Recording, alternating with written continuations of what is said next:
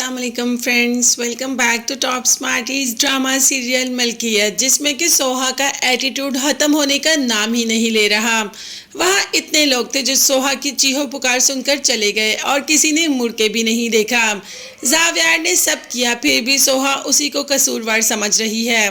अब शादी के बाद भी जावियार इतनी परवाह करता है, सोहा की इतनी मोहब्बत जताता है, मगर सोहा का दिल तो नरम भी नहीं पड़ रहा।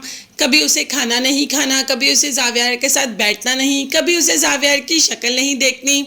बस इसी तरीके के बहाने उसके पास होते हैं और जावियार के साथ अच्छा खासा गुस्से से भी बात करती है।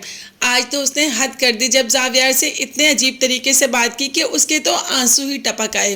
मगर सोहा को फिर भी एहसास नहीं हुआ, क्योंकि मोहब्बत नहीं है ना उसे जावियार से, और जावियार दिलो जान से सिर्फ सोहा से मोहब्बत करता है। तो चले आगे देख ही लेते हैं कि सोहा को मोहब्बत होगी भी या नहीं होगी। अभी तो थोड़ी जरका की बात करते हैं, जो कि परेशान है कि आखिर ये घर कैसे चलेगा।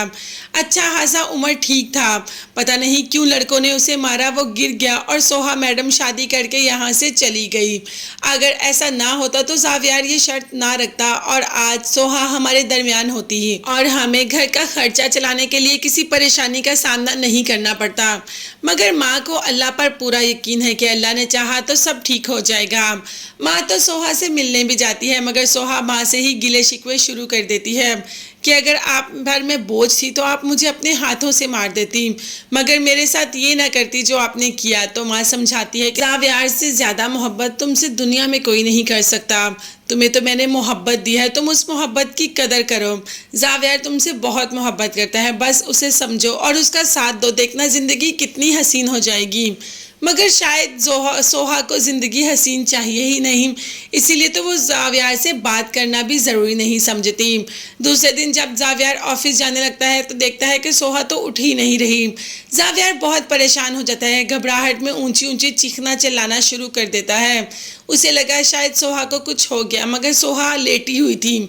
सोहा अचानक उठ जाती है और जावियार से कहती है कि मुझे कुछ भी नहीं होगा और दोबारा ऐसा रिएक्ट करने की ज़रूरत नहीं है। जावियार इतना परेशान हो जाता है और सोहा को उसकी परेशानी से कोई मतलब नहीं। सोहा ने एक बार नहीं सोचा कि वो किस तरीके से, किस दर्द से गुजर रहा है।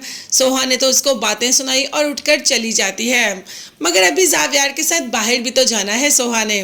तो जैसे ही जावियार के साथ जाती है, गाड़ी के सामने ही कुछ हंगामा हो रहा होता है। जावियार वहाँ से निकलता है और पीछे से देखती है सोहा जो कि आवाज़ें दे रही है।